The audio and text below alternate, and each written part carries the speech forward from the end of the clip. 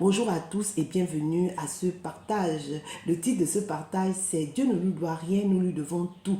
C'est venu du fait qu'il y a quelque temps, en fait, j'ai voulu, c'est-à-dire, alors que je partage des temps de prière avec des sœurs et lorsque nous conduisons des temps de prière et que chacun à son tour passe, j'ai remarqué qu'il y a certains de mes frères qui avaient ce don de la prière. Ça veut dire quoi? C'est-à-dire que lorsqu'ils priaient, ils apportaient la présence de Dieu. Et puis, moi, il m'arrive de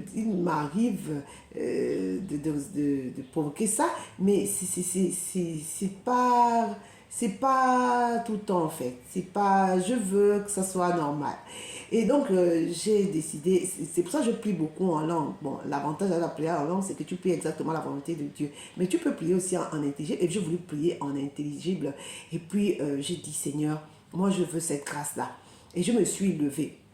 Je me suis levée. En fait, j'ai réalisé, vous savez, le fait de prier comme ça avec des frères et qui, quand tu regardes la grâce qu'ils ont, la grâce est communique, la grâce que tu ne valorises pas, tu peux la recevoir. Mais moi, j'apprécie et je bénis Dieu pour la vie de mes frères et mes soeurs qui ont cette grâce-là. Et j'ai dit, Seigneur, tu es capable de me donner cette grâce-là. Et donc, j'ai appris, quand je les ai écoutés prier, en fait, ils mettaient du temps à, comment dire, ils rentraient dans sa présence avec les actions de grâce, mais pas de façon mécanique, c'est-à-dire que c'est le fait de faire ça, je vous assure que la présence de Dieu était là, malgré le fait que c'était, par exemple, c'est des rencontres virtuelles. Amen. Voilà. Donc, je dis, Seigneur, moi, je veux connecter à toi et je veux ça et de façon continuelle, normale, en fait. Et puis, ce soir-là, j'ai entrepris d'expérimenter l'action de grâce. Mais c'est-à-dire qu'avant, quand tu disais, c'est-à-dire pas des actions de grâce en général, c'est-à-dire s'asseoir et puis réaliser dans ta vie ce que Dieu a fait, ce qu'il va encore, ce qu'il n'a pas fait même, parce qu'il est souverain, et ce qu'il va encore faire, ce qu'il est.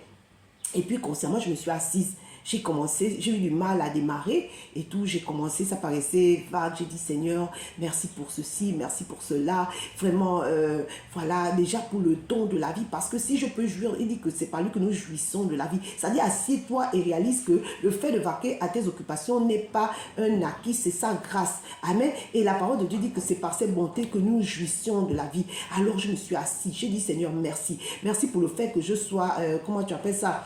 Merci pour l'eau que j'ai au robinet. Seigneur, merci pour le fait que tu m'aies sauvé, que tu m'aies mis à part. Je serai encore resté dans le monde. Seigneur, merci. Merci du fait que je sois mariée. Seigneur, merci pour le mari que tu m'as donné. Merci pour les enfants que tu m'as donnés. Seigneur, merci. Merci parce que, comment tu appelles, je peux rentrer dans ta présence. Merci parce que je te connais. Merci parce que je suis connu de toi. J'ai énuméré, vous pouvez énumérer tout ce que le Seigneur a fait. Mais c'était concret, c'est-à-dire que c'est des choses que je vivais, ce n'est pas des choses en général. Voilà, et puis pour le privilège qui me fait de le servir, ce qu'il a fait aujourd'hui, je ne peux plus me passer de sa parole. Je prends plaisir à être dans sa présence. Je prends plaisir à lire sa parole. Je prends plaisir à le servir. Je vous assure, ce n'est pas normal. Ce n'est pas normal. Donc, je me suis assise et puis j'ai commencé. Et alors que j'ai commencé à dire, dire cela, j'ai vu comment je me suis mise finalement. Parce que louer, c'est dire, c'est au fait. Et l'adorer, c'est réaliser combien de fois il est grand, combien de fois il est tout-puissant, combien de fois il est Dieu et que nul n'est comparable à lui. Amen. Voilà, la parole de Dieu dit, il dit, Ésaïe 43, 21 dit, ce peuple que j'ai formé pour moi chantera mes louanges. Tu as été, dans une autre version, on dit le peuple que je me suis formé publiera mes louanges. Ça dit que si tu as été choisi, tu as été mis à part, tu as été appelé par Dieu, ce que Dieu te demande, c'est que tu passes ton temps à le louer. Et la parole de Dieu dans Job 41, 2, il est dit que Dieu n'est le débiteur de personne. Amen. Dieu n'est le débiteur de personne. Il ne nous doit rien du tout. Donc, on lui doit tout. Amen. Donc, on doit passer notre temps dans la louange. Et comment tu appelles? Je vais vous communiquer ce plaisir-là. Je vous assure que depuis que j'ai commencé à le faire comme ça, à réaliser, vous savez, on s'approche des autorités de ce monde avec des égards, avec des honneurs. Combien, à plus forte raison, Dieu qui les a établis, à combien de fois nous devons lui rendre des actions de grâce? Peu importe les circonstances, Dieu n'est le débiteur de personne. Amen. Et il est souverain dans tout ce qu'il fait, dans tout ce qu'il décide. Dieu est souverain. Amen. Amen. La parole de Dieu dit, 1 Corinthiens 4, 7, en effet, qui te rend supérieur aux autres? Tout ce que tu as, c'est Dieu qui te l'a donné, n'est-ce pas? Et si tu as reçu, pourquoi te vanter comme si tu n'avais pas reçu? C'est-à-dire qu'il ne faut pas, il n'y a pas des choses pour lesquelles tu dois louer Dieu, lui rendre grâce et pas pour d'autres, sous prétexte que c'est par tes propres forces que tu les as acquis, c'est par tes propres forces que tu as ça. Ah non, non, non, non. En toutes circonstances et en tout temps, on doit lui rendre grâce. Amen. Voilà.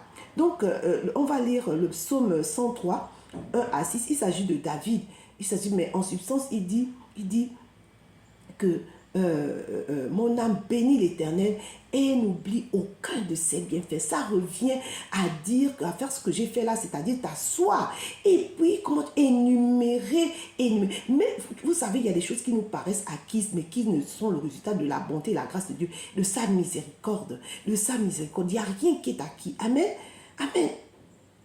Ok, la parole de Dieu dit, entrez dans ses portes en lui disant merci, allez dans la cour du temple en chantant ses louanges. Il est, waouh, on s'entend, ça veut dire quoi? Tu ne peux pas rentrer dans des temps de prière et puis tu viens mécaniquement, Seigneur merci, et de façon, tu rentres d'abord, comment dire, avec légèreté, alors qu'il s'agit de Dieu, il s'agit du seul et véritable, unique Dieu, et il a beau être notre Père, il est d'abord Dieu. Amen, voilà. On va bien lire, comment dire, voilà. Vous savez, moi je suis dans une zone où l'eau, la compagnie nationale, l'eau n'arrive pas. Et donc je me suis fait un puits et puis j'ai désormais l'eau au robinet. Je peux faire ma machine à laver, je peux faire ma vaisselle, je peux arroser le jardin. Vous savez, et à chaque fois, du moins 8 fois sur 10, hein, quand j'ouvre le robinet, je dis Seigneur merci pour l'eau qui coule au robinet. Au point que quand quelqu'un vient et puis les gens qui sont habitués à voir l'eau de la compagnie nationale chez eux arriver, ouvrent le robinet comme ça, laisse couler. Je dis waouh, arrête, tu es en train de gâter l'eau. Je réalise la grâce que j'ai d'avoir l'eau courante. Amen. Vous savez, je regarde la machine à laver. Je dis Seigneur, merci pour la machine à laver. Je regarde le fer à repasser à vapeur. Je dis Seigneur, merci pour le fer. Ça fait rigoler, mais c'est ça quoi. Dans les mois, il a dit aucun de ces bienfaits. David a dit de ne pas oublier. Vous savez, si c'était normal tout ce que nous avons, par exemple, le mariage, tout le monde serait marié.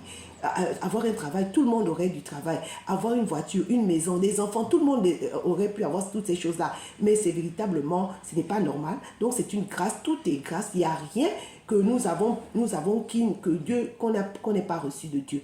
Amen. Vraiment, je veux nous encourager. Je prends plaisir, je vous assure. Quand je sais ça, depuis que je sais ça, je n'ai pas du mal à prendre du temps avec lui parce que je sais, je ne vais pas me lasser de lui dire merci. Je ne veux pas me lasser. Le fait de me réveiller le matin, de voir mes enfants, de pouvoir, me déplacer, faire ce que je veux et l'adorer et le connaître et être connu de lui, il y a beaucoup de raisons. Je vous assure que je prends plaisir à rentrer dans sa présence et il me communique. Et du coup, lorsque je rentre dans sa présence et que je lui rends grâce et que je l'adore, il inspire ce qui est juste que je dois lui demander. Comme on dit, le Saint-Esprit, il vient au secours de notre faiblesse. Et la présence du Saint-Esprit est là et il inspire le reste de toutes mes requêtes. Amen. Amen. Oh, Dieu est magnifique. Amen. Il dit, voilà. Donc, comme je disais, rien n'est acquis. Vraiment, je veux nous encourager et juste vous dire au passage, en plus de la Bible, lui second, ayez au moins la parole de vie, Bible français courant. Je vous assure que votre compréhension va augmenter et plus vous allez comprendre, plus vous allez désirer rentrer dans sa présence. Amen. Vraiment, je prie que, le plaisir de passer du temps dans sa présence par la louange et l'action de grâce soit votre partage. Amen. Dieu ne fait exception de personne et puis n'envie pas celui-là qui prie et tout. Voilà, et écoute, bénis Dieu pour sa vie et puis demande à Dieu qui te communique cette grâce-là. Amen. Demeurez bénis, à très vite. Merci.